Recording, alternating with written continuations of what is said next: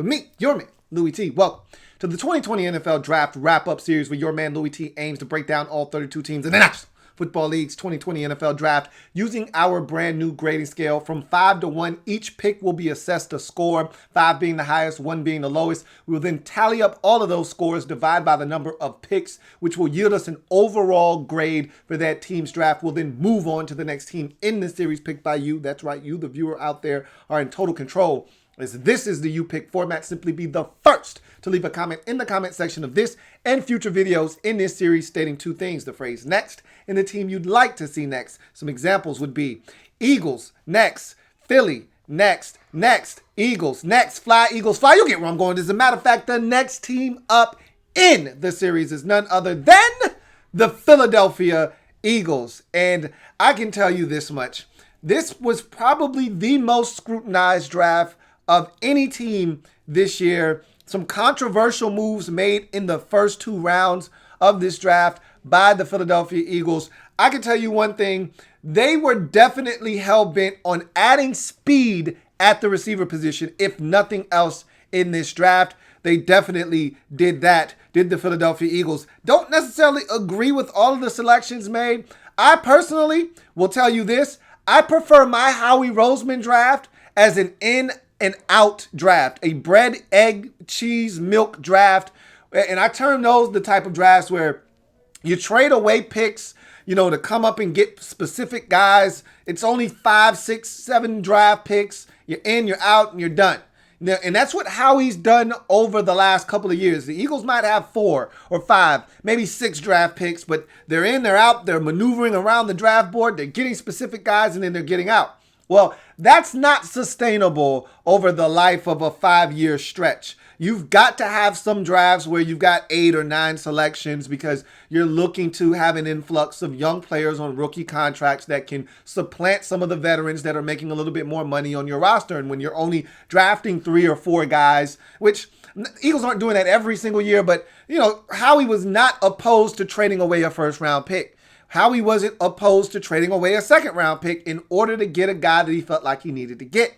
And so at some point, you have to hold on to your stuff, and you got to actually multiply your selections and get a little bit more value back into the draft, add a little bit more guys to fill out the meat of your roster. The Eagles were tested last year with all the injuries that they had, especially on the offensive side of the football. At the receiver position, most notably, they struggled, but they found a way to win the division and ultimately probably would have won a playoff game had Carson Wentz stayed healthy. Speaking of Carson Wentz, that was one of the big talks of this draft, is the second round selection. We'll talk about all of those things and more, but I'm not the biggest fan of this draft. I'm just going to be honest with you. I prefer the in and out Howie Roseman drafts where he is uber aggressive, goes up and gets a guy, maybe another guy to snag away somebody else that a team in the division was trying to get. And you look up and they've only got 6 draft picks, but there's 6 impactful guys that you think can help.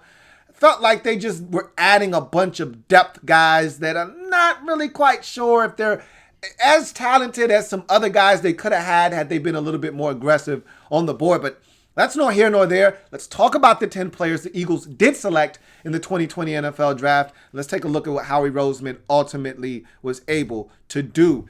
All 10 of the Eagles selections are right in front of you. We'll break each and every single one of them down. I've got my write-ups for each and every single one of these selections, and we'll break them down. I'll be reading from my draft breakdowns of each of these players, and we start, of course, in the first round, 21st overall selection. Wide receiver out of TCU, Jalen Reagor is the selection. 5'11", 206 pounds, ran a 4.47 at the combine. People thought he was going to run a little bit faster than that. Nonetheless, 43 receptions for 611 yards and 5 scores in 12 games to go along with 14 rushes for 89 yards and no scores and 15 punt returns for 312 yards and 2 touchdowns there in 2019. You look at his career stats, 148 receptions for 2,248 yards, 22 scores through the air, rushing 35 rushes, 324 yards for 2 touchdowns, and in the punt returns department, 23 returns for 409 yards and 2 scores in 39 games. I had him as a mid to late second round selection. He was the 4th receiver taken off the board. I had him as my number 11 selection in this draft. I don't really care so much as I had him 11th. He was the 4th wide receiver off the board. It's just what was available because the Eagles were looking for a specific type of receiver. Let's not kid ourselves here.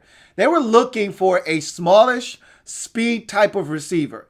They missed Deshaun Jackson last year. They went out and got him. They had high hopes for him to come in and infuse this offense with something they've lacked for quite some time now. Nelson Agholor, when he was at his best, could offer you a little bit of that, but he was so inconsistent. You really didn't get the speed element out of him the way you wanted to. And so Deshaun Jackson was brought in to be a speed merchant for you last year.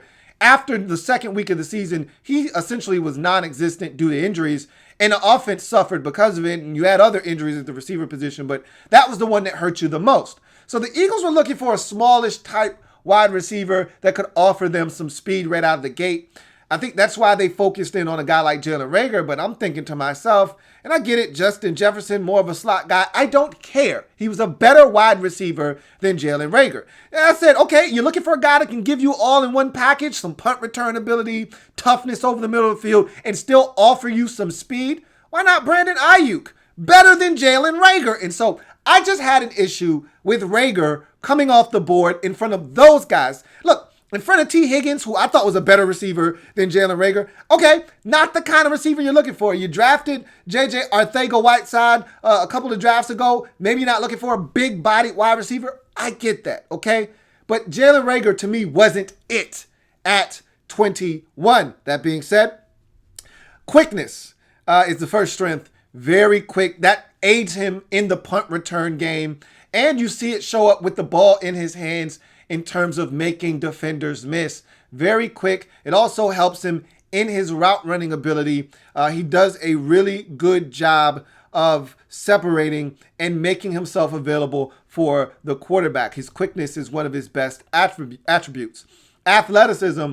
Now, I will say, this guy does go up the ladder for a 5'11 wide receiver. He plays much bigger than a traditional 5'11 wide receiver. Goes up and gets the football. The Eagles are hoping that they just unearth Antonio Brown here. I don't think they have, but if he reaches his apex, maybe they have done that. But we'll see. But he's a tremendous athlete. I will give him that. This is a guy that will go up and get the football in 50-50 situations. So his athleticism, definitely something that you see quite a bit on display watching him on film. Run after the catch, again, you tap into his punt return background when you give this guy the football, whether it's on a jet sweep, whether you toss it to him out of the backfield, whether you give it to him quick on a hitch or a wide receiver screen. You get it in his hands quickly, you get some blockers out in front of him, and you get him out in some space, and this guy becomes electric and dynamic. So run after the catch is something that just comes natural to Jalen Reagor, but the Eagles are going to want to try to take advantage of that if they're smart. Catching traffic. I talked about this guy going up in one-on-one situations and going and getting the football. He's not afraid to fight for the football at the point of catch. So this guy is someone that can and will catch the football in traffic, and that's what you're looking for from a first-round selection, a guy that can catch it in all situations. Obviously, you want guys wide open because they created separation, but there are going to be times where it's zone coverage. You got to sit down. There are two defenders that are crunching in on you as you're trying to pull the football in on 3rd and 6. I need that catch. I need to move the sticks, and Jalen Reagor is one of the guys that can pull those down for you. He's a deep threat. You know, now, again, some of that was maybe playing in the Big 12. Not a lot of defense out there, as we talk about every single year, but that's nor here nor there. Bottom line is they give you an opportunity. You take advantage of that opportunity. He did that at TCU. He can get behind the defense. The 4.47 kind of spells that out. I'm not always quite sure that his speed is all that electric. It's not dynamic to me necessarily. There were other guys that I thought brought some more dynamic ability, but you could argue the guys that I've brought up, and Brandon Ayuk and Justin Jefferson, they didn't necessarily have game-changing, electrifying speed themselves. Ayuk ran a 4.5 flat, which was a little disappointing to some at the combine. A lot of people think he plays faster than that. And in the case of Justin Jefferson, He's a guy that, a lot of people question his long distance speed, and the combine was really eye opening to some because on tape, it didn't always seem like he was playing to that 4.42 speed or whatever it was that he ran at the combine. So I can understand how Jalen Reagor could be the guy that catches your eye in terms of deep threat ability and his speed. But he didn't strike me as a guy that was electrifying. I hear a lot of comparisons to Deshaun Jackson, and I don't know why, because Deshaun Jackson is next level fast. That's not what Jalen Reagor is. Versatility.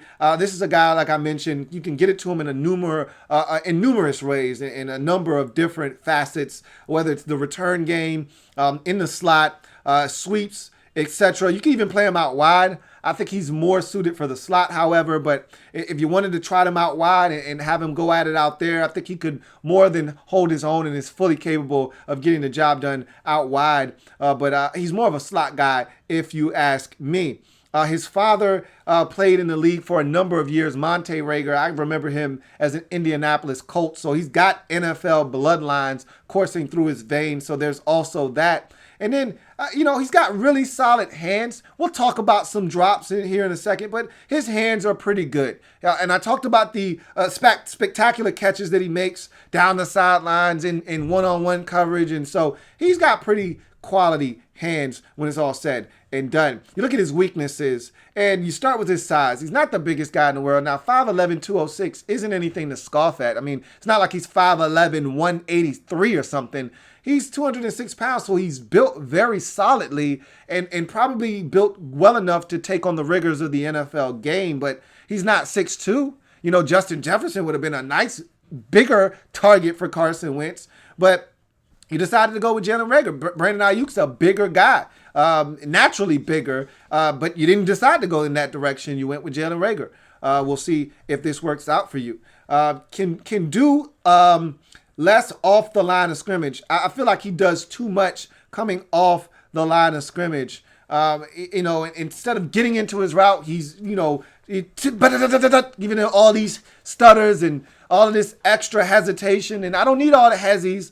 I don't need all of the pitter-patting and beating up the ground at the line of scrimmage. I need you getting into your route. Carson Wentz doesn't have 10 seconds back there for you to be dancing with that DB. He needs you to get into your route and show yourself so he can get you to rock. So he can do a little bit less coming off the line of scrimmage. Concentration drops. This is something that plagued him, which is one of my things that I wasn't a huge fan of with him. I don't do guys that don't catch the football. Now, concentration drops are exactly that. They're guys trying to make plays before they secure the football. It's one thing if you don't have natural hands, which Jalen Reagor does, and it's another totally separate issue when you're just trying to make a play before you see the football into your hands. Like KJ Hamler doesn't have natural hands to me.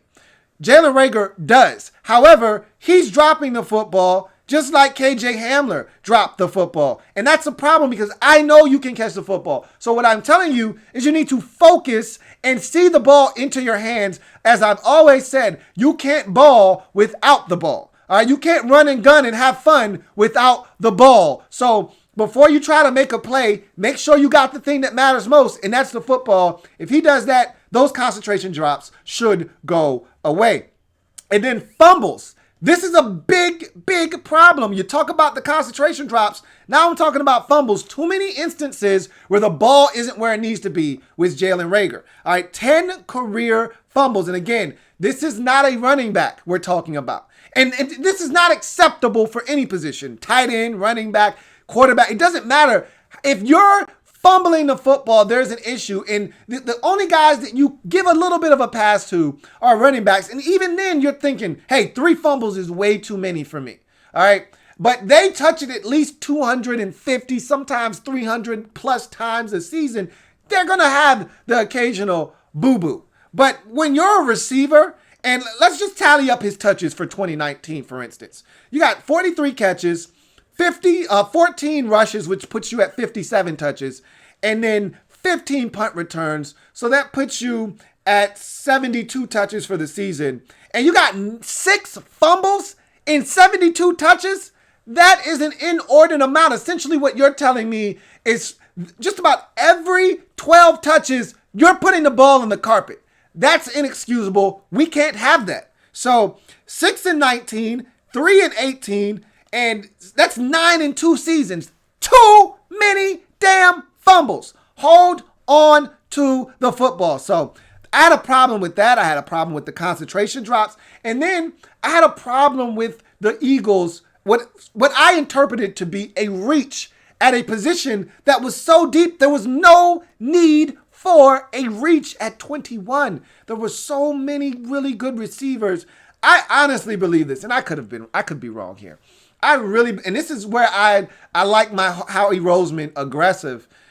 Jalen Reagor would have been there for you. I believe this. And I could be wrong. Again, get your guy when you feel the need to get your guy. I'm never going to tell a team they were wrong for pulling the trigger on a guy too soon. I can disagree with it, but I'm not going to tell you were wrong, because I could think all I want that Jalen Reagor would have been around at like 45.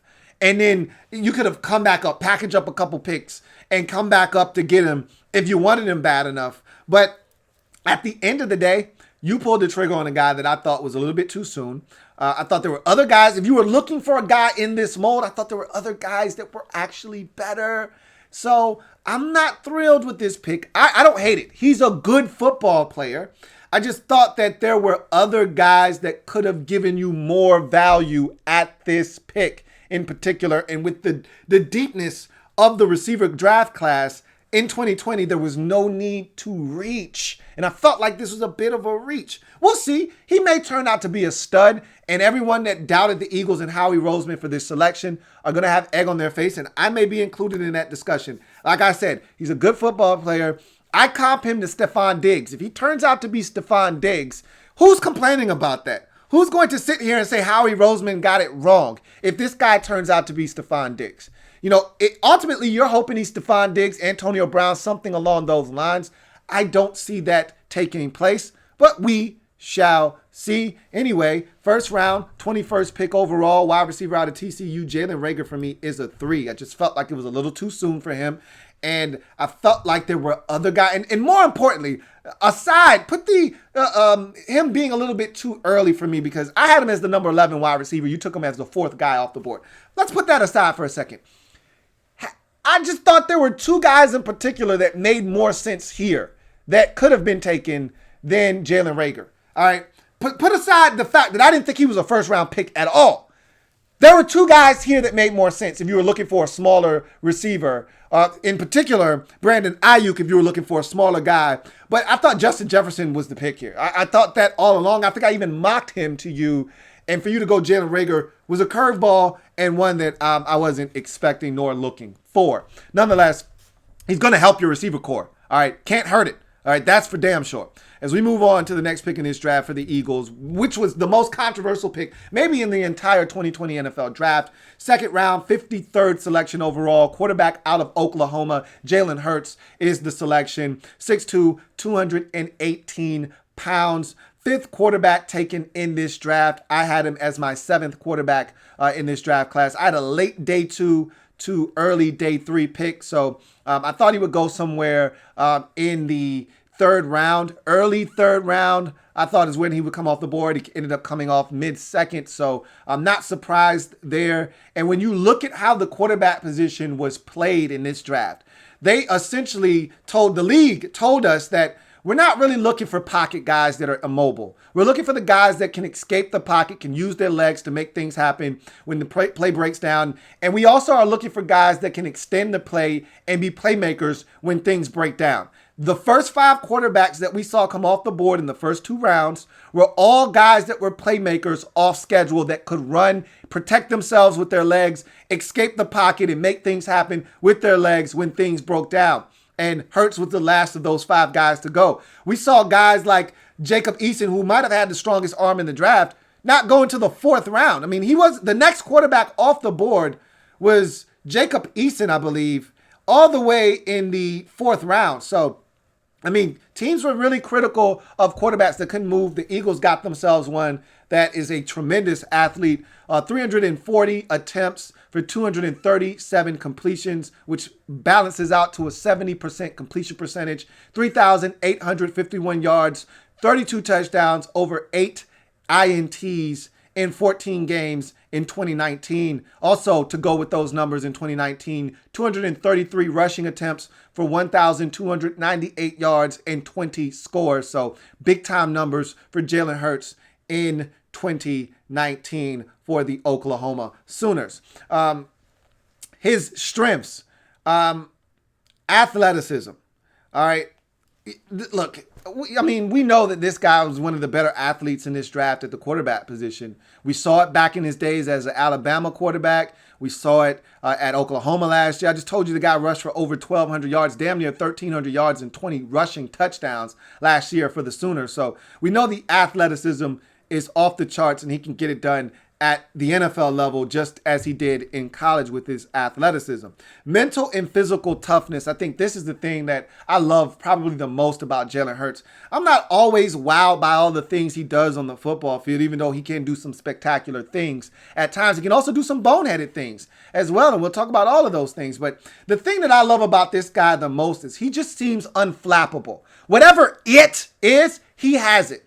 And when things are their toughest, these are the types of guys you want around you because they're going to find a way to get it done. And we've seen this numerous times, whether he faced the adversity of being benched at halftime of the national championship game, only to see his team come back, rally from behind and win. He had to sit there and smile as people were basically saying, you weren't good enough. Tua had to save the day. And he never once stabbed anybody in the back. He was happy for his teammates. That takes a ton of, first of all, swallowing your pride and your ego. And secondly, it takes a ton of mental toughness because most guys that we know in this generation, they transfer immediately. Their name goes into the transfer portal. After that game is immediately done, they're in the transfer portal looking to get out and find a way to be a starter the very next year. What did he do? He came back to Alabama the very next year, knowing good and well, he wasn't going to start over Tua, who had just won them a national championship.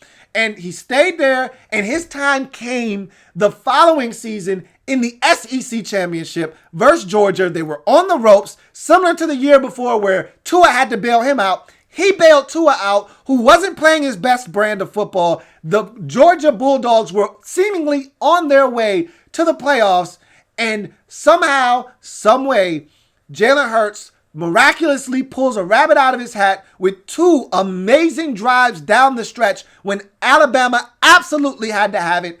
And it was that win that gave them a chance to ultimately get to the national championship in the following season. So Jalen Hurts was absolutely outstanding at Alabama. And then he goes to Oklahoma. They tell him, look, we know you're coming here to start, and that's what we've done in the last few years, whether it's Baker Mayfield or it's Kyler Murray, but you're going to have to earn this.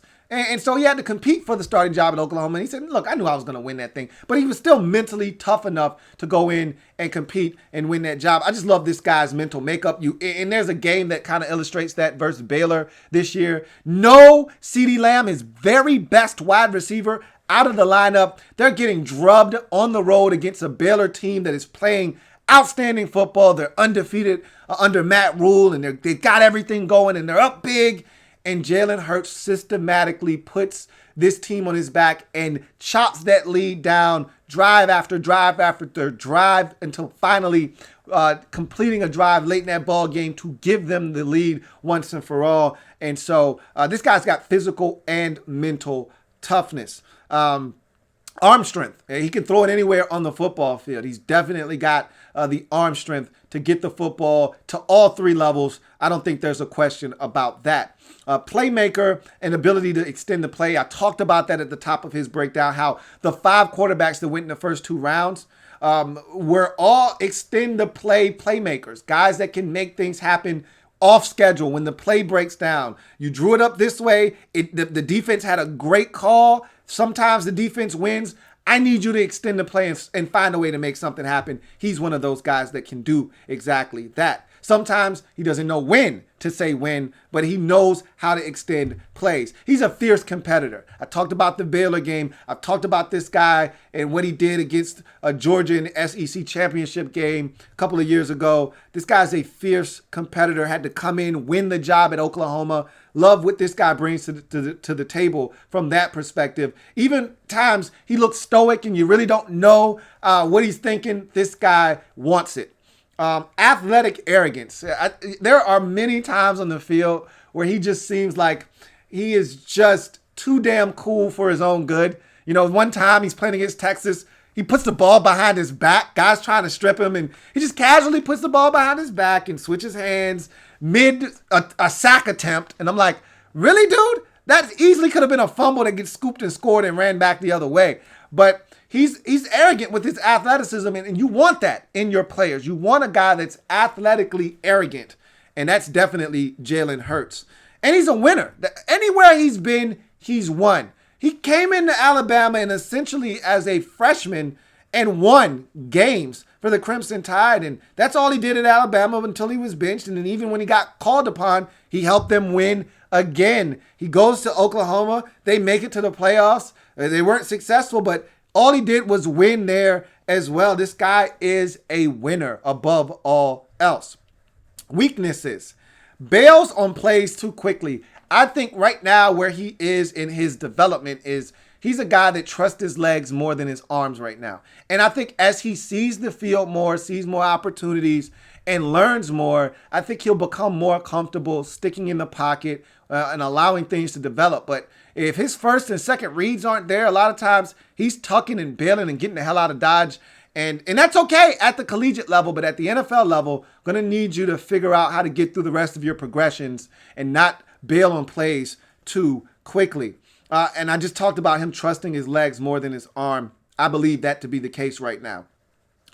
Despite low interception to touchdown ratio, he's too casual with the football. This guy will fumble the ball. He will throw the football in some really dicey situations. There's a bad interception versus Texas where you're like, dude, what are you doing? Don't throw that football in the red zone like that. That's a bad play. There are a couple of those on film where they may not get caught, but you're saying, dude, you should have just turned it over. There's some really bad fumbles. There's a bad pick versus TCU. They got the Horned Frogs on the ropes. That game's essentially over. They've got the ball in the red zone going in. A field goal puts this game out of reach, puts them up by 3 scores. Instead, he throws a 91-yard pick six the other way. Just some really poor decisions at times. So you do get those from time to time. It's not a bunch of them, but there are enough of them that will make you scratch your head and say, dude, what are you doing? Make some ill-advised decisions under duress. I kind of talked about that already. And again, I think he'll get better at that with more experience, more time, more comfortability around some of the players, what guys can and can't do. I think he'll become a little bit more aggressive with getting guys the football sooner so that you don't have to make a decision under duress later that you may regret. And will overextend plays. I told you, he's a guy that doesn't know when to say when sometimes. And, you know, a wise man once told me, friends know when to say when. And sometimes Jalen Hurts just doesn't know when to say when. When enough is enough. All right, this play, we lost. They got us on this one. We'll get them next time. He thinks he can win every single snap. And that's how you get yourself into trouble. But I love this selection, and I'm going to give you a breakdown of the selection itself, not just Jalen Hurts and the pick, but second round, 53rd overall selection, quarterback out of Oklahoma for me, Jalen Hurts is a 5. I absolutely love this selection. I know a lot of people thought this was bad. I know a lot of Eagles fans who were pissed off about this. For what? You needed a guy like this on your bench behind Wentz. This isn't an indictment on Carson Wentz in terms of his talent level or what you think of Wentz. This is, however, an indictment on the fact that Wentz can't stay healthy, and you are saying, hey, we need an insurance policy just in case Wentz gets hurt again, because guess what? Carson Wentz gets hurt every damn year. And had you had Jalen Hurts, and I feel very comfortable saying this, had you had Jalen Hurts on your roster last season, you beat Seattle in the playoff. Who knows what you do the following week? All right. But you beat the Seattle Seahawks with a comparable quarterback, not named Josh McCown, and bless his heart. But Josh McCown's 96 years old, and he was playing with some kind of torn ligament in his leg or tendon or whatever. He gutted it out and gave you what he had, but he's too damn old. If you would have had Big Dick Nick or you would have had a Jalen Hurts, you would have won that game last year. And so you need, look, and I, of all people, do see the value in the backup you got from the Redskins. All right. I like him a lot. Where was he when you needed him last year? All right. Nowhere to be found. Bottom line is, I love this pick. I think it's the perfect backup situation for Carson Wentz. And I think it's the perfect situation for Jalen Hurts. Doesn't have to play right away. But in the event his number is called, and more likely than not, because of the track record of Carson Wentz, his number is going to get called in 2020. He'll be ready because he's always ready. And he's going to go out there and give you a chance. Your opportunity to win doesn't go kaput if Carson Wentz gets hurt now, like it did last season when there was no more Nicholas Foles in the mix. This time, you have a shot, just like you did when Nicholas Foles was there. If something would have happened to Wentz, Jalen Hurts comes in, and you don't have the massive drop-off that you had in the past. I like Nate Sudfeld. I do not love Nate Sudfeld. You needed to do something. I think this was really smart on the part of Howie Roseman. We move on, though, and get to the third round. Round, 103rd pick overall, linebacker out of Colorado. Davion Taylor is the selection. 6 feet, 228, 32-inch arms, ran a 4.49 at the combine. 8 tackles for loss, 1 sack, no forced fumbles, 4 pass breakups in 12 games in 2019 for his career. 18 tackles for loss, 2 sacks, no forced fumbles, 6 pass breakups, no INTs in 24 games. Excuse me. I had a 4th round grade on him. Something else that was very evident in this draft is that the Eagles were hell-bent on getting themselves some linebacker help. So in addition to wide receiver, linebacker was another position that they said, look, we're going to find us a guy in this draft. And Davion Taylor may be it. We'll see. He's very raw, but there's a lot here to work with.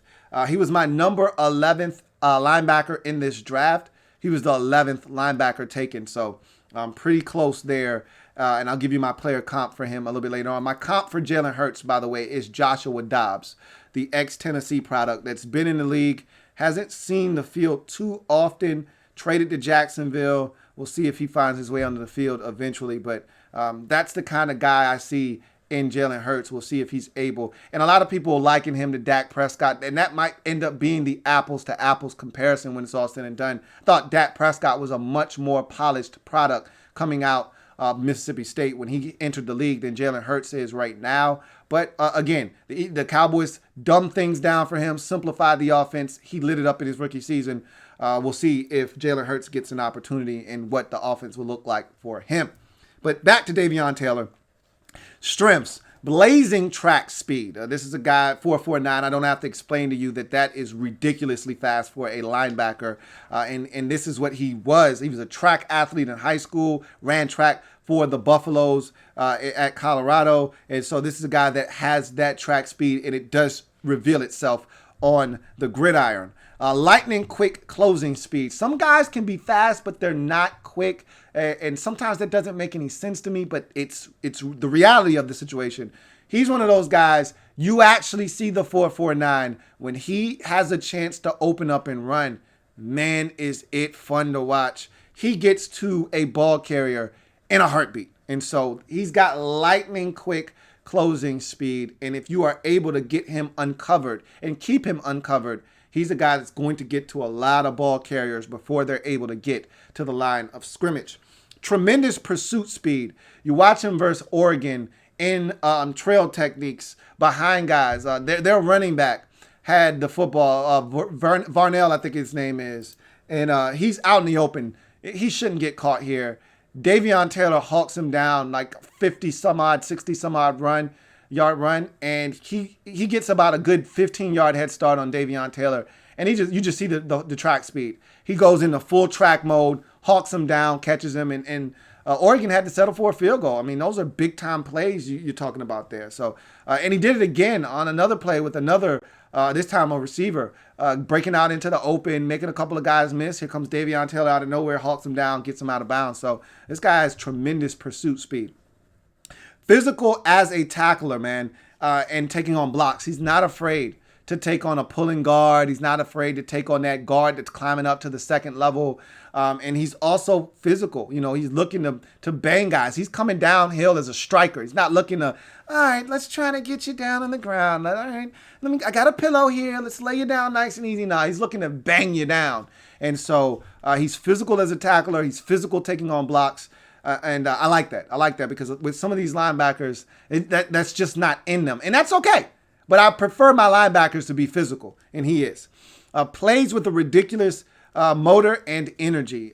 His motor is nonstop. This guy doesn't know anything else other than 100 miles an hour while he's on the field. And, again, love that. Want to see more of it. Athleticism to play in coverage. He is so clueless right now. He's so young. He's so green and wet behind the ears. Breath smelling like Similac right now. But, man, does he have the athleticism and the ability to flip his hips, change directions, drop into coverage. When he figures it out, if he's able to figure it out, if he's able to put it all together, man, he could be a weapon in coverage. And then there's tremendous upside. Here's a guy, and this is something that you have to understand when you're talking about Davion Taylor, because there's not a ton of production here. When you watch him on tape, you see some mistakes. You see a guy that's very timid. We'll talk about all those things. Here is why. And this is why I don't like bringing up upside a lot, because everyone should have upside. So, when you say guys got upside, he's coming from the collegiate ranks. He should have upside. He shouldn't be playing his best football at the age of 22 or 23 years old. He should be getting better at 25, 26, 27 once he's established himself in the league. But when I mention upside, it's because you either didn't play a ton of football, you're making a positional switch, or, you've dealt with something that has stunted your growth, but there is so much here to tap into. In his case, due to religion, all right, he only played one game in high school. He could not play on Fridays and Saturdays when he was in high school because of his religion. And because of that, he had to go the JUCO route before landing in Boulder to play for the Colorado Buffaloes. So he only played 2 years of FBS football. And mind you, not a lot of high school experience to begin with. So you're talking about a guy super raw, super green. He's got everything you're looking for in terms of athleticism, but he just doesn't have the experience. That's what it all boils down to. So the upside is through the roof. And you'll see that a lot of these issues that I have with this game pretty much stem from the fact that he is extremely raw. Speaking of which, weaknesses. Let's just start with he's raw. I was going to save that for last, but we're just talking about it. Might as well just knock that out. He's extremely raw. 2 years on the FBS level, not a lot of experience, hasn't seen a ton of football, has a lot to learn. I've heard that he's a sponge. He was one of the coach's favorites. So this is a guy that a lot of people like and think he's very coachable and a guy that soaks up a lot of knowledge quickly. So we'll see if that happens for the Eagles. But he's passive aggressive in nature right now as a linebacker. And, in my notes, I wrote down, it's okay to go make a play, or tackle the ball carrier without engaging the offensive lineman first. So he's one of these guys that he's waiting for the lineman to come contact him before shedding a block and going and making a tackle. He's one of these guys. Like, there was a play. I'm watching him versus Oregon. And he's unblocked as a backside defender. And with his speed, he should be making tackles if you don't block a guy with 4.4 speed on the backside of a play, he should be making that tackle for no gain or a tackle of 1. Instead, he's kind of just sitting out there. Should I go? Should I wait? And then by the time he shoots his gun, that running back's already hit that A gap, and now he can't get there in time. And I'm like, dude, go. It's okay for you to go and make a tackle back there. You don't have to stand outside and, this is my contain. I got to stay outside. No, go shoot down the line. All right? I'd much rather you have a chance to make that play there and not worry about Justin Herbert coming out the backside. Go make a play. And he just refuses to do it. He's just passive aggressive. There are times where there's a pulling guard coming and you're like, all right, Davion, go shoot that gap. Go make a play. And instead, he waits for that guard to come up through there, contact him. Here comes the back right behind that guard. And next thing you know, it's a gain of 11. And you're like, that could have been prevented, man. You could have done something about that. So very passive aggressive right now.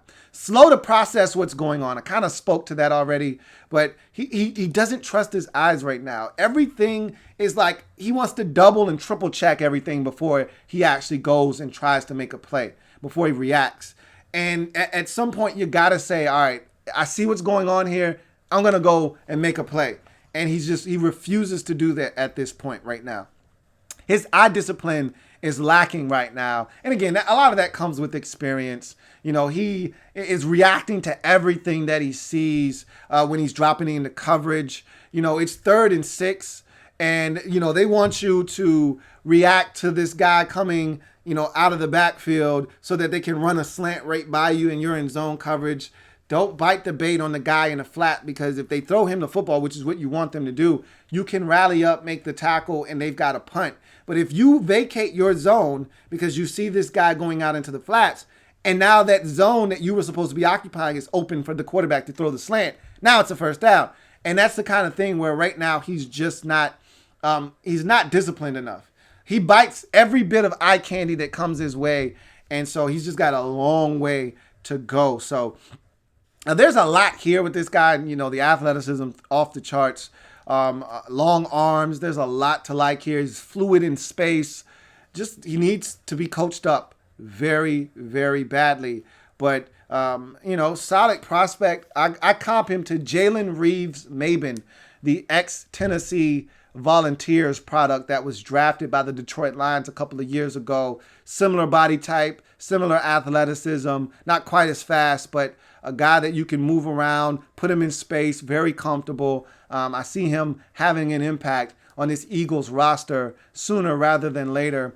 Solid pick, but he's so raw that in the 3rd round, 103rd pick overall, linebacker out of Colorado, Davion Taylor, for me, is a 3. He's just too raw to give him anything more than a 3. The talent says a 4, but a little earlier for me, even though this is back into the 3rd, so essentially a 4th round pick, which I said I had a 4th round grade on him. Just more so about the lack of experience and him just being so raw right now. But we move on to the 4th round of this draft for the Eagles. 127th pick overall, defensive back out of Clemson, Kayvon Wallace is the selection. 5'11", 206 pounds, ran a 4.53 at the combine. 3 tackles for loss, 2 sacks, no forced fumbles, 10 pass breakups, 2 INTs, and a pick 6 in 15 contests in 2019. For his career, 5.5 tackles for loss, 2 sacks, 2 forced fumbles, 16 pass breakups, 5 INTs, and that pick 6 in 59 games. I had a 4th or 5th round grade on Kayvon Wallace, so this was right up my alley. Thought this was a good selection here. Give you the comp for him later. Strengths: compact ball of energy and intensity. He plays the game like his hair is on fire. He plays the game with an infectious energy that you just love. And I love safeties. I love players in general that play with this kind of vibrant energy, but especially safeties, because I feel like safeties are an extension of leadership on the defense. And so, normally you talk about leadership on the defense, and it's usually up the middle, safety, backer, somewhere in there, maybe, generally somewhere up the middle. And I love safeties that just play with this kind of energy. He plays with that that Earl Thomas type of energy, that Honey Badger type of energy. I love guys that play the game that way. Aggressive as a downhill box defender. To me, that's what Kayvon Wallace is. The further away you get from the line of scrimmage, the more of a liability he becomes. We'll talk about that a little bit later on. But the closer he is to the line of scrimmage, the more dangerous he becomes. And so I love this guy downhill, coming forward as a thumper and a guy that can make plays in underneath coverage. Blitzes effectively is the next strength. This is a guy that had 2 sacks in his career, both of them coming last season. He just blitzes aggressively. Even if he doesn't get there, it doesn't hit home, he's going to do it aggressively. I just love the way this guy, as I mentioned, plays the game.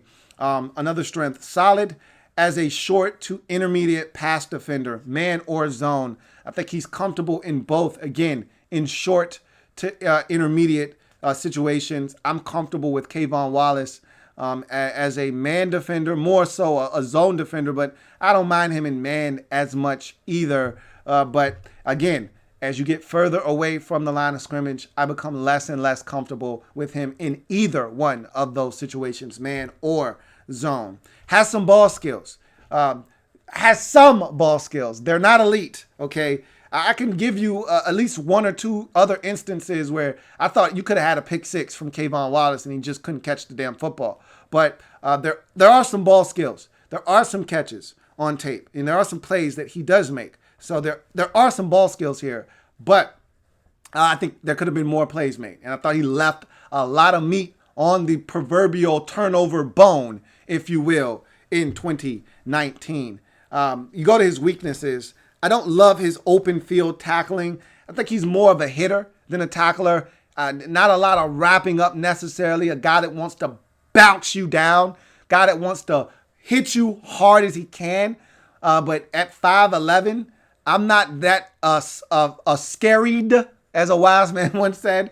I'm not afraid of you coming with your little shoulder. If I'm 220 pounds, you get the wrong guy, a big physical guy that isn't afraid of your little shoulder, and that could be problematic. A CeeDee Lamb, for instance, might bounce off your little shoulder. CeeDee Lamb plays the game in a physical way himself. He lowers his shoulder. You come with a shoulder. He bounces off of that shoulder. Next thing you know, he's running down the sideline for an additional 20 yards. I just want to see him be a little bit more fundamentally sound when it comes to making tackles. And I love the kill shot. I love the guys that want to, light your ribs up and let you know if you're going to come across the middle or you're going to come into my zone, you're going to pay for it. But also, there's something to be said about, hey, can you just get the dude down too? Can you just get him on the ground? I'd also appreciate that as well, above all else. Balance issues and gets turned around often in space. I told you, I don't love him that far away from the line of scrimmage, especially when you get him into some man situations. You can see where the balance is an issue. There's a perfect example of him having balance issues and getting turned around. And this isn't even in pass coverage. This is a big run versus Ohio State in the playoff game. Early in the game, J.K. Dobbins breaks through to the second level. It's him and Kayvon Wallace one-on-one. Wallace has a chance to make a tackle, and J.K. Dobbins gives him a nice little lazy dead leg in-out cut.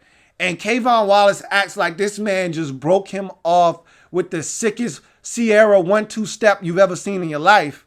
And this guy goes flying around, almost hyperextends his knee, turns around, stumbles all over the place, and JK smokes him to the end. And we all know JK can run. JK isn't the fastest cat on the block, though. So, I mean, that was pretty damning right there. And I'm like, Kayvon, first of all, that was a poor damn angle. And then all of that chicanery, the twisting, the turning, damn near breaking your leg, that shit was unnecessary, bro. So, he's got some balance issues. You can turn him around. You can get him off balance. And that's not just in the pass game, as I just alluded to. It's also in the run game as well. Missed opportunities to make plays. I talked about him missing that opportunity to make a play on J.K. Dobbins early in that ball game. There's another opportunity in that same Clemson game to make a play against their quarterback. On a play underneath, he reads his eyes. Justin Fields makes a throw. He reads Justin Fields' eyes perfectly. Thinks he's got an open receiver. Here comes Kayvon Wallace out of nowhere closing. It should have been a pick six, man. I need it. Instead, he drops it and grabs his helmet. I don't want that. Don't grab your helmet. Grab the football. Take it the other way. So, missed tackles, missed opportunities. You see that with him from time to time. Can take some poor angles, those sort of things, which is why I don't want him away from the line of scrimmage too far. He's too much of a liability. More of a box safety than a safety with versatility. In today's NFL, and I think that's what kind of hurt Kayvon Wallace more than anything else, is that 4-5-3. The teams love that at the safety position. But you know what they want? They want that 4-5-3 in a package that says, hey, this guy can rock and roll. This guy can play free. This guy can play strong. I can come up with this guy close to the line of scrimmage. I can drop this guy 30 yards away from the line of scrimmage, and he's just as comfortable. I can drop him over the slot. Teams want guys with that kind of versatility. Those are the guys that go in the first and the second round. He doesn't have that kind of versatility. To me, he's more of a box safety, and that's okay. He's more of a Landon Collins, and that's okay. My comp for him is Rashad Jones, though. Is a guy that could play a little bit away from the line of scrimmage, but the further away you got from the line of scrimmage, the less effective Rashad Jones was. But in those intermediate zones, those short to intermediate zones, he was a problem. Guy that would be a menace. Read the quarterback's eyes, make plays on the football. Blitzing around the line of scrimmage. And as a run defender, he was a problem. And I see a lot of those same capabilities in K'Von Wallace. And so in the 4th round, 127th pick overall, safety out of Clemson, K'Von Wallace for me is a 3 for the Philadelphia Eagles as we continue to progress in this draft. Another 4th round pick for the Eagles, 145th selection overall, offensive lineman out of Auburn. Jack Driscoll is the pick, 6'5", 306-pound offensive lineman. 33-inch arms, ran a 5.02 240. So that tells you that there's some athleticism here waiting to be exposed. 13 games, 13 starts at the right tackle position for Jack Driscoll in 2019. For his career, 46 games, 46 starts, 43 of which came at the right tackle position, the other 3 at left guard. So a little bit of versatility there just in case you're thinking about kicking this guy inside. I had a 5th round grade on him. You take him in the 4th round. Not that much of a disconnect there, but a little bit earlier than I would have taken him. Above average athleticism with plus movement skills. The 5.0 240 spells that out, but you get to see it on the field. This guy moves very, very well for his size. So he's a very good athlete. You see it on tape. And I think that's something that probably attracted him to the Philadelphia Eagles. You took a really good athlete last year in Andre Dillard. You're taking another good athlete. You've taken athletes in the past. Your right tackle is a hell of an athlete. So this is what you do routinely. Take athletes and get the most out of them. We'll see if you can do that with Jack Driscoll. Fluid kick slide with the ability to mirror. With that athleticism does come lateral quickness. That doesn't always reveal itself to be the case. You know, there are plenty of times where a guy's a tremendous athlete, but then you ask him to move his feet laterally, and all of a sudden he's in a conundrum and he can't do it. And guys are running by him like a turnstile. It's not the case with Jack Driscoll. Does a really good job of getting out of his stance and opening up his hips and able to keep guys in front of him. Easy climb to the 2nd level, usually finds his target. Again, you see the athleticism when he climbs to the 2nd level, when he gets out to the perimeter on wide receiver screens. He does a tremendous job of getting up to the 2nd level, getting out to the perimeter, and getting his hands on a defender. Versatility to play multiple positions. As I mentioned, got a little bit of experience kicking inside the guard if that's something you want to explore. Has shorter arms, so guard may ultimately be his position of choice at the next level, but has the ability to play tackle or guard. Saw NFL caliber talent while at Auburn, and that was the fun thing about watching him on tape. You watch him against LSU, you watch him against Bama. These are guys that are going to be playing on Sundays. You know, you watch him in the SEC, you're playing against NFL caliber players on a week in, week out basis. So I'm going to have a chance to gauge whether the stage will be too big, the athleticism will be too great for you on the next level by watching you in the SEC. And you can see that he didn't have a problem with athletes. He had a problem with strength.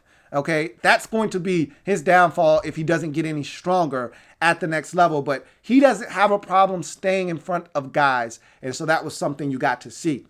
Experience. Guy played 4 years as a starter at Auburn, which is not easy to do. He was a 4-year starter, quality snaps, reliable, guy that was in the lineup every game. You feel good about bringing that guy on to your roster. You go to his weaknesses. Elite quickness is problematic. Lateral quickness, not as impressive versus LSU. So I talked about him having lateral quickness. I thought it would be more impressive than what it was, but it's elite quickness that gives him problems, you know. And the guy in particular that I'm referring to is K'Lavon Chaisson, was giving Jack Driscoll fits.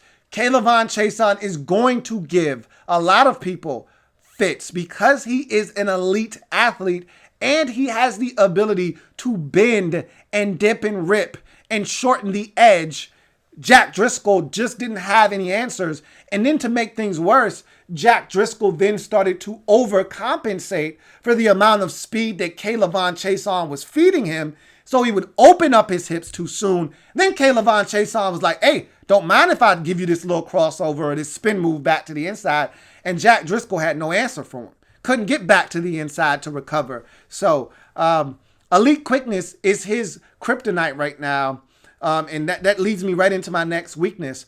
Oversets to outside, leaving the inside door wide open. The worst thing you could do as a tackle is leave the inside door open, wide ass open. I remember back in the day, my mom used to fuss at me. Either you're going to be inside or you're going to be outside, but you letting in flies. All right, shut that damn door. And the problem when you leave the inside doors, you're letting in flies, man. And those flies come straight to your quarterback. Direct straight line. I'd much rather you have a guy go around than that direct shot right to my quarterback. Don't let the flies in, man. They're dangerous. And so he's got a problem leaving that inside door wide open because he's threatened by the speed. He opens his hips too quick. Then he doesn't react to the inside counter. He doesn't react fast enough. Now you got a guy with a beeline to your quarterback. Not a man mover and can be bull rushed. If you're looking for a man mover, if you're looking for a physically gifted tackle, that's not what you're getting here. He's not Lane Johnson. He's not moving guys against their will. He is a finesse tackle if I've ever seen one. All right. He doesn't even generate a ton of movement on down blocks and double teams. He's just not a man mover. And if the right guy lays hands on him, you will see this guy get baptized, put on skates, and end up in the lap of your quarterback. So he's got to get fundamentally stronger, which is my last weakness. He's got to get bigger and stronger. At 306 pounds right now, it's like a paper 306 pounds. Because when dudes decide, when a guy takes their speed and converts it to power, when they go STP, speed to power, you can get in Driscoll's all up in his chest. I mean, all in his chest cavity. And jack this man up, put him on skates. And all of a sudden, you're like, hey, Jack, man, not cool, bruh. Not cool. Carson had to do a 360 pirouette, spin out of the pocket and haul ass because you got your ass beat. Dude is just destroying your chest cavity. Got to have you hold it down. So he's going to have to be better. But he's solid, for what the Eagles do and what they ask their offensive linemen. A lot of times the Eagles are asking their offensive linemen to be finesse.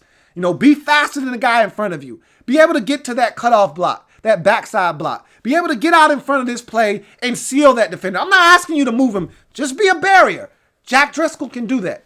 Here in the 4th round, 145th pick overall, Jack Driscoll for me is a 3 for the Philadelphia Eagles. Solid selection. Not earth-shattering. Not a guy that's going to necessarily move the needle per se, but a solid acquisition nonetheless. As we keep it moving in this Eagles draft, we're now in the 5th round, 168th pick overall, wide receiver out of Boise State. John Hightower is the pick, 6'1", $189, 4'4", 340, 51 grabs for 943 yards and 8 scores to go along with 16 rushes for 154 yards and no scores, and 26 kick returns for 639 yards and 1 touch in 2019. You go to his career stats, 82 grabs for 1,447 yards and 14 scores to go with 24 rushes for 317 yards and 2 scores and 36 kick returns for 840 yards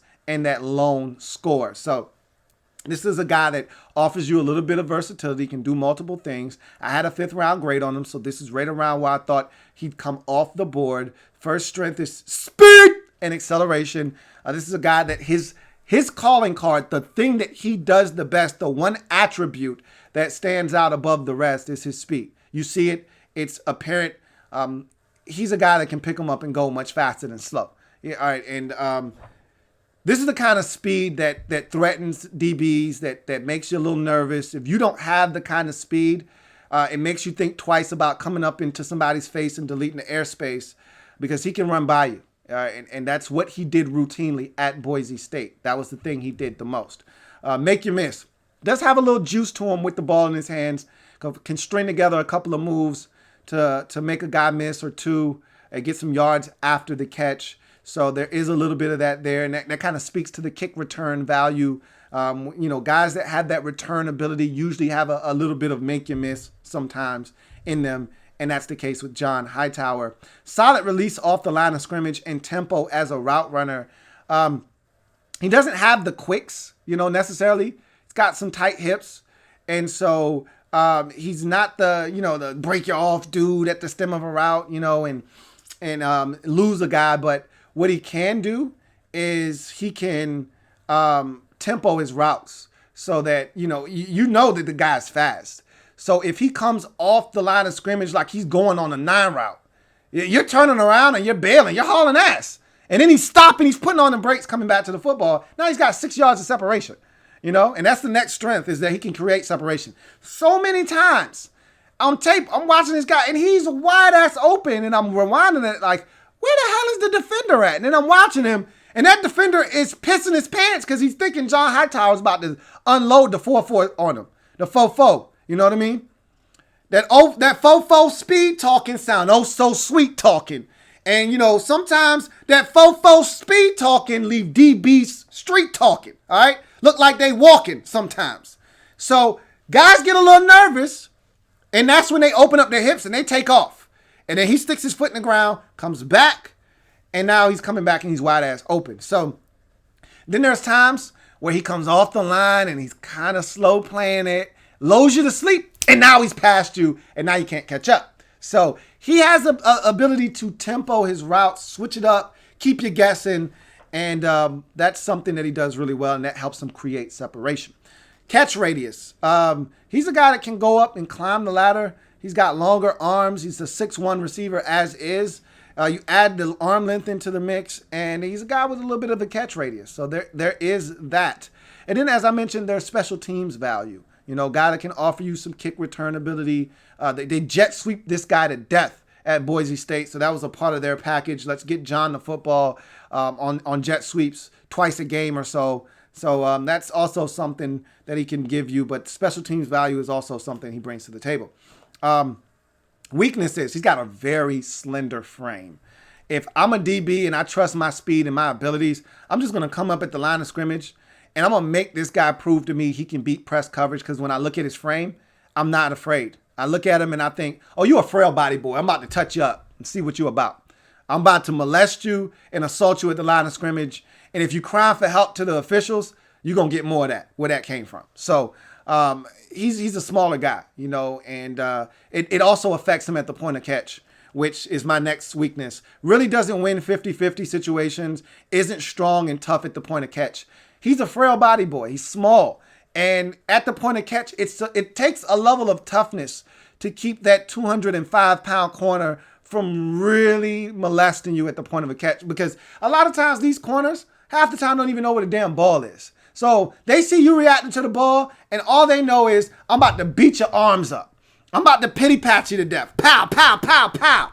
Beat you up, slap your arms, rake for the ball. And if you're not strong at the point of catch, if I'm grabbing your jersey, if I'm tugging and I'm loving and I'm hugging you, and you don't have the strength to tell me, get the hell off me, slap my hand off. If you don't have the ability to give me a little chicken hawk elbow and lean on me a bit at the point of catch and create a little bit of separation, guys are gonna mug you. And some of them officials will let them get away with that. And he's one of those guys just not strong at the point of catch. He can track the ball over the shoulder when he's running down the field, but his timing is hella off. All right, so ball is in the air and it's coming his way. And John Hightower is leaping up, and he's got some leaping ability, as I mentioned, with the catch radius. He's in the air 3 seconds before the ball gets there. He's on the way down as the ball is coming. And I'm like, dude, what are you doing? You jumped you mistimed that jump grossly. And so he just doesn't have a great feel for the 50-50 situation. Not something he excels at. So he tracks it well over the shoulder, but in terms of 50-50 balls, stop, plant, jump up, go and get it, not as much. And then finally, does he trust his hands? I got a question there, because I see a lot of body catches here with John Hightower. And maybe he's just more comfortable catching a football with his body than his hands. And you know what? If you catch it, who gives a shit, right? But every now and again with these body catchers, there's that oops, that when the ball beats you up, beat him up, ball, beat him up. And sometimes that ball gets to your chest, beats you up, bounces off your chest plate, up in the air, and in the league, there's nothing worse than a ball up in the air, up for grabs after it's already been contacted by a receiver or a defensive back, usually that means trouble. And so I don't know if I trust him to catch the football with his hands consistently. He seems like a body catcher to me, but we'll see. He spent 2 years at JUCO before transferring to Boise, which is why there isn't a ton of stats here outside of 2019. And also, he blocked the kick in his career. So I talked about the special teams value. Don't forget about him maybe being able to contribute in that department as well. My comp for him is Nate Washington. If you remember, once upon a time, Nate Washington, a 5th-round pick of the Tennessee Titans out of Tiffin College, that had a really, not drafted by the Titans, but drafted by the Steelers out of Tiffin once upon a time. Really solid NFL career, spanning about 8-9 years. And I see a lot of the same kind of qualities. The first guy I thought about was Nate Washington when I saw John Hightower. So in the 5th round, 168th pick overall, wide receiver out of Boise State. John Hightower for me is another 3 as we move on in this draft to the next selection for the Eagles. 6th round, 196th pick overall, linebacker out of Temple. Shaun Bradley is the pick. 6'1", 235 pounds, 32-inch arms, ran a 4.51 40. 8 tackles for loss, no sacks, 1 forced fumble, 3 pass breakups in 13 games. For his career, 22 tackles for loss, 2 sacks, 3 forced fumbles, 5 pass breakups, 3 INTs, and a pick 6 in 50 games. So filling up the stat sheet there. I had a late day 3 grade on him, 6th or 7th round. You took him in the 6th round, so it's right in my neighborhood. I'll give you my comp for him a little bit later on. Strengths, he's a solid athlete, the 4.51. You see that kind of spells that out. The 3 interceptions and the 5 pass breakups means that he's a guy that may be able to help you on all 3 downs. So he's a solid athlete. Has a nose for how to get to the football. He does a great job of sifting through the garbage, picks the right rush lanes, kind of does a good job of scraping down the line. You see some good things from him in that regard. Awarded a single-digit number at Temple, which means you have been deemed Temple tough. Only the best of the best, the toughest of the tough, mentally on the field, physically on the field, mentally off the field, get a single-digit number. He was awarded that. So that talks to his character, speaks to his character, football character there. Comes downhill aggressively as a blitzer to shoot gaps. When he sees it and he goes, he's dangerous. That 4.51, you see it. You don't see it often enough. That's one of my biggest complaints with Shaun Bradley. But when you do see it, when he is dedicated to blitz on a play as a run blitzer, he gets in the backfield and it's a tackle for a loss. And I'm like, dude, why can't you do that more? It's there. But he just does it. Has ball production. Talked about the 5 pass breakups and the 3 INTs and one of them going to the crib. So there is a little something there in terms of ball skills. And then experience. He's a 3-year starter at Temple. So this is a guy with plenty of experience, played a lot of football, seen a lot of things at the linebacker position. Weaknesses. Despite the 40 time, not an explosive and dynamic linebacker. I can tell you this much. His 40, that 4.51, and it doesn't look anything like guys that ran a similar time. It doesn't look like Patrick Murray's 4.51. It doesn't look like Kenneth Murray's 4.51 that was drafted in the 1st round by the Chargers. Doesn't look like Patrick Queen's 4.51 or 4.52 that was drafted by the Ravens in the 1st round. It looks nothing like those guys. Those guys are a blur. That's not Shaun Bradley. All right. Hell, Davion Taylor's 4.49 looks like 4.49. Shaun Bradley's 4.51 looks like 4.71 to me. Just being honest with you. So he's not explosive. He's not dynamic at all, despite the time. Doesn't shed blockers well, and in an attempt to avoid them, he will run himself out of his gap responsibility. So instead of him taking on a blocker, because he knows he's not going to shed that guy. Once that guy contacts him, he's done. So in order to avoid that contact, he's looking to slip that block instead of taking on it. And now he's running himself out of his gap. And now that running back's got a clear path to the second level. And so for some guys, you're just like, hey, look, dude, no, you're not going to make the tackle. At least plug up this gap and force this guy to bounce it outside to where there's some help, or at least help can come. If you give a guy a straight line path to the second level, now Kayvon Wallace is back there doing pirouettes like a ballerina, and now the running back's off to the races. Don't do that. Plug that gap, make him go outside, and now the help has arrived, and now it's only a 5-yard gain. So he's one of those guys that will run himself right out of the play trying to run around a pulling guard or a linebacker or a lineman that's climbing to the second level. Needs to be more aggressive outside of blitzing. He needs to anticipate better. I talked about this. When he anticipates or he's a blitzer, he gets back there in a hurry. And you're like, man, that's impressive. Now I see how you are able to amass all of these tackles. And I see how you're able to impact the game. But it doesn't happen enough. He's one of these guys sitting back at the second level, waiting for that guard to come up and get him, waiting for that tackle to peel off and come and get him. And I'm like, dude, you're not built to stack and shed. So you shouldn't do that. Go get him. And that's just it's not in his DNA. I comp him to Vincent Ray, linebacker drafted undrafted by the Cincinnati Bengals. Actually was a quality backup for them and ultimately ended up starting in a role for them. And I see him having some of those capabilities, but I don't see him as a starter at the NFL level. I just don't. I didn't love this pick.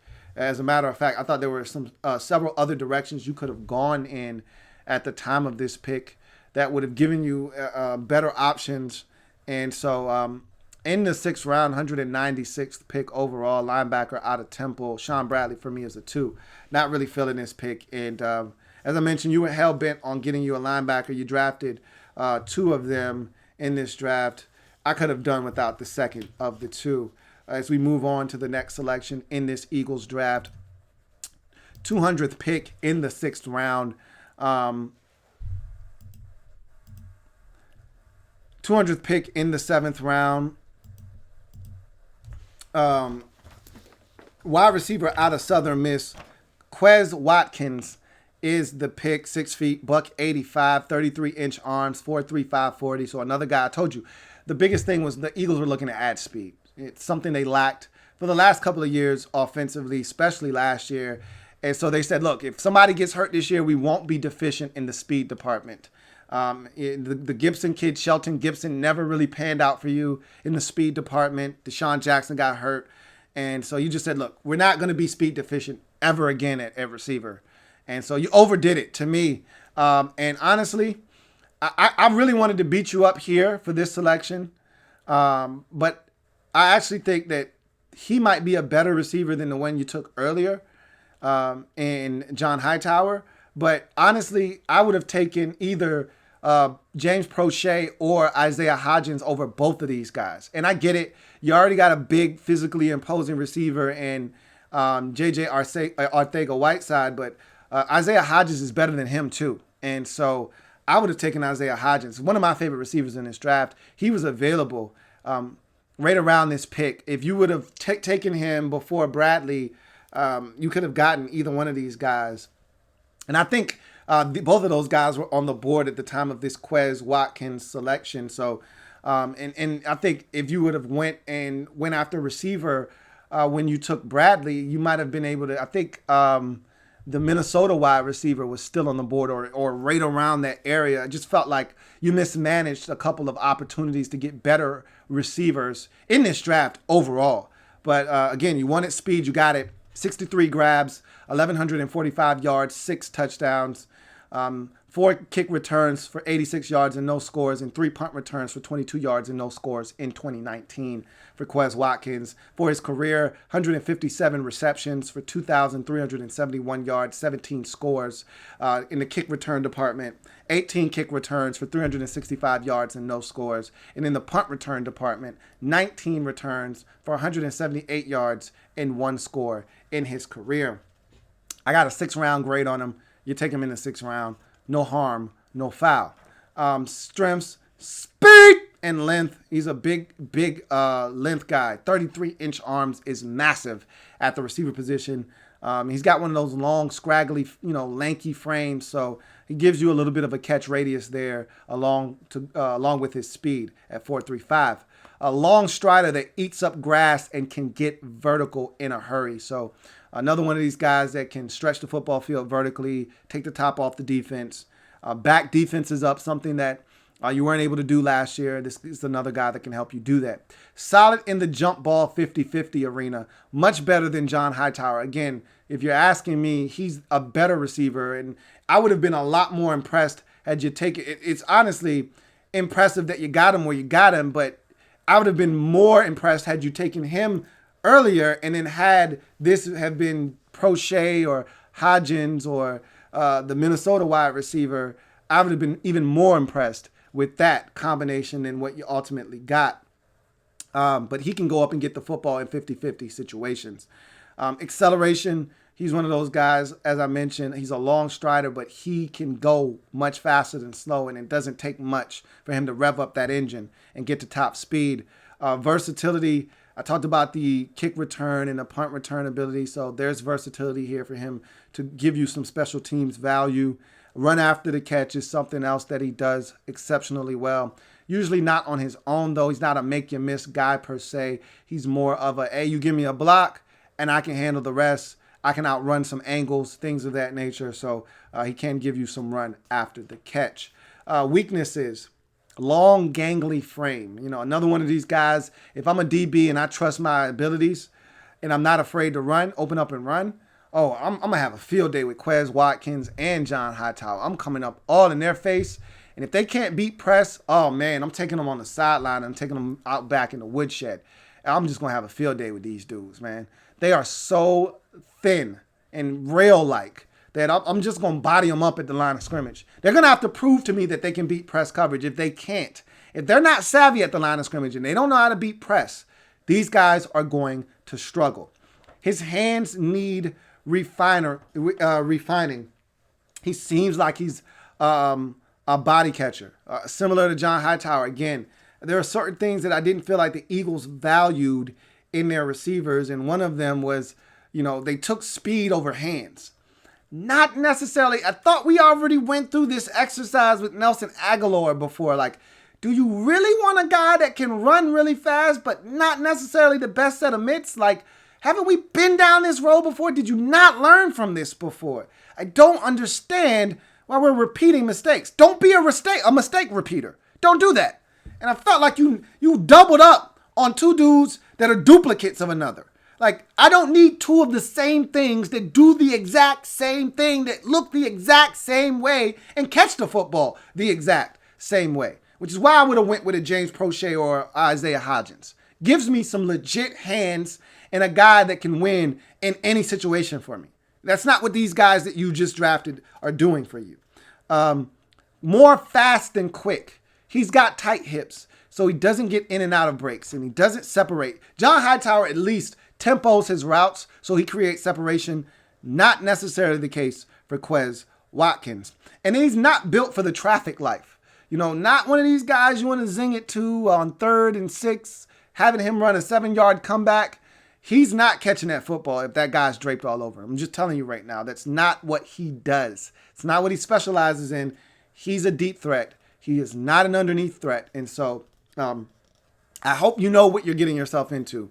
My comp for him is Emmanuel Hall, a guy that went undrafted last year out of Missouri. Why did he go undrafted? Because he was a one-trick pony, a guy that simply could get vertical. It was one of Drew Lock's favorite targets to throw the deep ball to, but not really much else in his arsenal. I see a lot of same things here with Quez Watkins and John Hightower, which is why I'm not overly impressed with either one of these guys.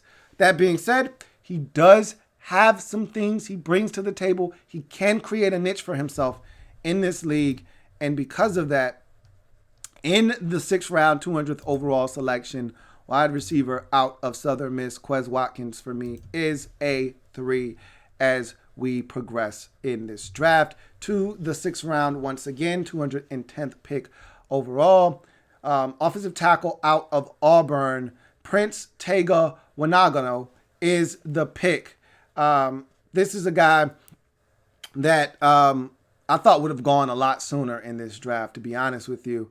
6'5", 308 pounds, 33.5-inch arms, 12 games, 12 starts at left tackle in 2019, 49 games for his career, played in 32 of which were starts at the left tackle position. I had a day 2 third round grade on this guy. So I thought that he would have been long gone by the time you got him. But here's the thing. I was projecting upside. I thought teams would value the fact that this is a guy that hadn't played a ton of football, was new to the sport, and that there was a lot of athleticism and workable traits. If you were going goo goo gaga over Tristan Wirfs, I thought this was like Tristan Wirfs light. All right, this was the great value Tristan Wirfs here in Wanogho. And so, Wanogho. And so I was like, man, Prince Tega's probably going to come off the board. And Wanogho did not go as earlier as I thought he would go. And so that was a no-no on my part. I had him as the 10th rated tackle in this draft. He went 16th off the board. So I was way off there. Strengths, size. He's a big guy, man. Big athletic background, well-built frame. Probably could stand to put on some more weight, but he's put on a ton already. We'll talk about that here late in a bit.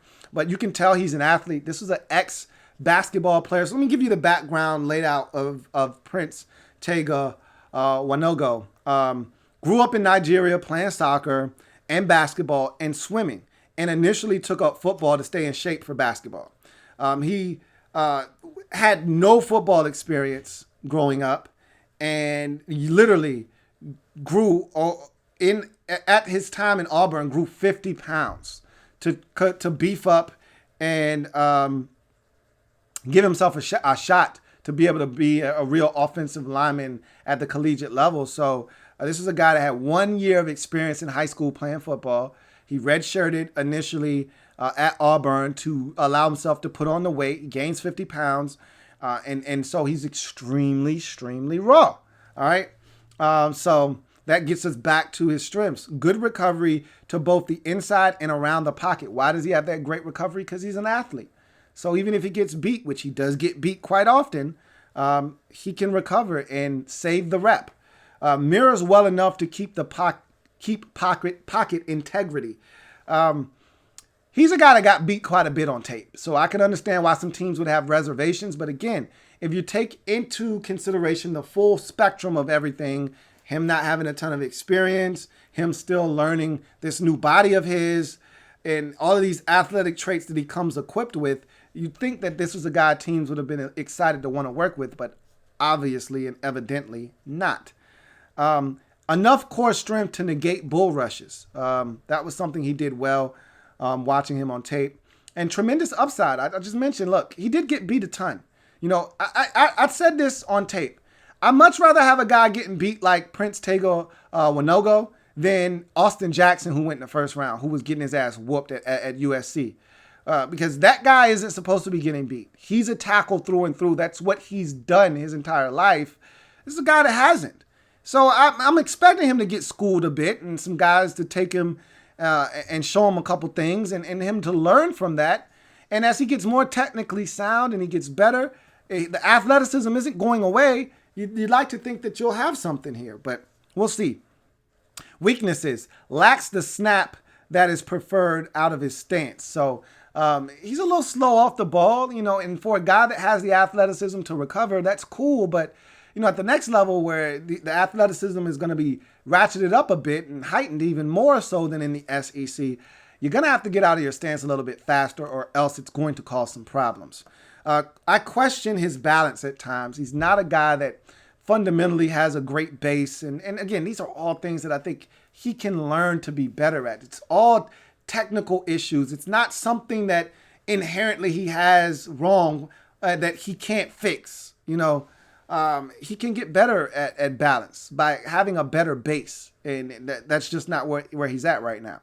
He's very raw. I just talked about his base not being good, so his footwork is a little off. His hand placement is all over the place. He's a work in progress, but the athleticism, again, is what I continue to point to. Moves like a guy adjusting to a newfound weight.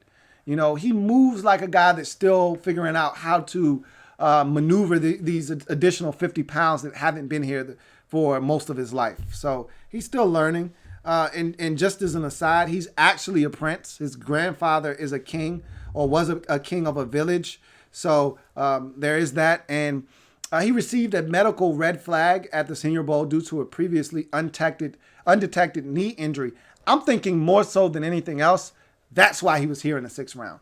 Not because of the tape, not because of anything else, but because there was a knee injury that went undetected. Teams maybe not as comfortable with the medical because of the 19 situation and the Rona being what it was.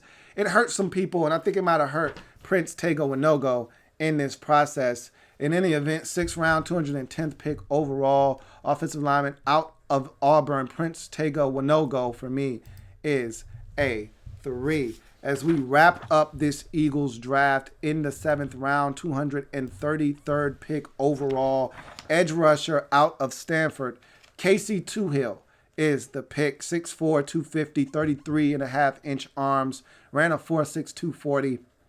All of that pretty impressive, to say the least. 11.5 tackles for loss, 8 sacks, 1 forced fumble, 1 pass breakup, 1 blocked kick in 12 games in 2019. His lone season as a starter at Stanford. Those are pretty impressive numbers. 23 tackles for loss, 14.5 sacks, 1 forced fumble, 3 pass breakups, 1 INT, 2 blocked kicks in 46 contests at Stanford for his career. 6th or 7th round grade on Casey Toohill. So that's right around where I had him going. I'll give you my comp for him a little bit later on. Strengths, tested really well at the combine. This is a guy that ran a 4.62, had some really good times in the 3-cone, and he jumped well, showed a little bit of explosion. So showed a little something at the combine. Quality length, those 33.5-inch arms are money when you're talking about an edge rusher. That'll get you some wins by themselves if you know how to utilize them. So that length is a plus if Casey Toohill can learn how to utilize them. Closing speed, especially as an unblocked backside defender. I talked about Davion Taylor not utilizing that speed as a backside defender and making plays. Casey Toohill, not shy. Come right down that line and make that tackle in the backfield for no gain, 1 yard loss or 1 yard gain. So he's got some closing speed to him. Has a little juice off the snap. Even saw a little bit of a spin move with that juice. So I was like, man, that's pretty impressive. Versus Oregon, saw him off the snap a couple of times. You know, do some really good things. They tried to put a tight end on him. He whipped his ass right off the snap, beat him with some speed, got his hands down, get out of here, turned that corner, and got him a sack. Had 2 sacks in that game. So there's a little juice off the snap. A little bit of quickness. And then if you overextend, you open up too soon, boom, I'm going to bust you with this spin move. He didn't do it enough. I think he could do it more, but it's there because I saw it. He posted attention-worthy numbers in his long year as a starter. You know, you can't ignore 11.5 tackles for loss, 8 sacks, a forced fumble, you know, in 12 games as a starter for your only year as a starter. Those are some quality numbers that you say to yourself, hey, with more time, more experience, maybe there's something here. And then special teams value. This guy blocked 2 kicks in his career, including one in 2019. So that's nothing to scoff at. That's also something he may be able to bring to the table. You look at his weaknesses. Needs to get functionally stronger. At the point of attack, he does not convert speed to power whatsoever, so there's no STP. He needs to get stronger. He's right now he's not a factor in the run game at all whatsoever. Despite the flashes of athleticism, doesn't look comfortable dropping into coverage. I didn't love him dropping into coverage, into hook zones, out into the flats. Looked really tight and like a fish out of water. That's not something I would do if I were you. Doesn't shed blocks very well. Again, he's a guy that not a big factor in a run game. You know, if he's blocked, you got him. When he's unblocked, he's a problem. And not a huge factor in the run game. I already mentioned that several times. So, you know, I'm beating that horse. It's dead. But I'm just driving that point home. Not a major factor in the run game. And then this is on the Carfax. Missed some time with an arm injury in 2018. Only played in 7 contests. So that's on the Carfax, just in case you were wondering. And so that's the Eagles draft in a nutshell. Casey Toohill, for me, is a 2 to round out this Eagles draft as we take a look at what Howie Roseman did overall. As I mentioned at the top, I was a little disappointed with the receiver position as a whole in this draft. You wanted to get faster. You achieved that. Definitely. Faster in every way imaginable. 3 guys that run a sub 4.5. One, in the case of one, he runs a sub 4.4. But did you actually get exponentially better? As good as you could have gotten had you spent these picks in a different manner? Maybe that's debatable. We'll find out. Maybe these guys light it up for you. You know, we'll find out. Wasn't necessarily in love with what you did at the linebacker position. But all in all, it was a solid draft. Not one of my favorite creations in drafts by Howie Roseman.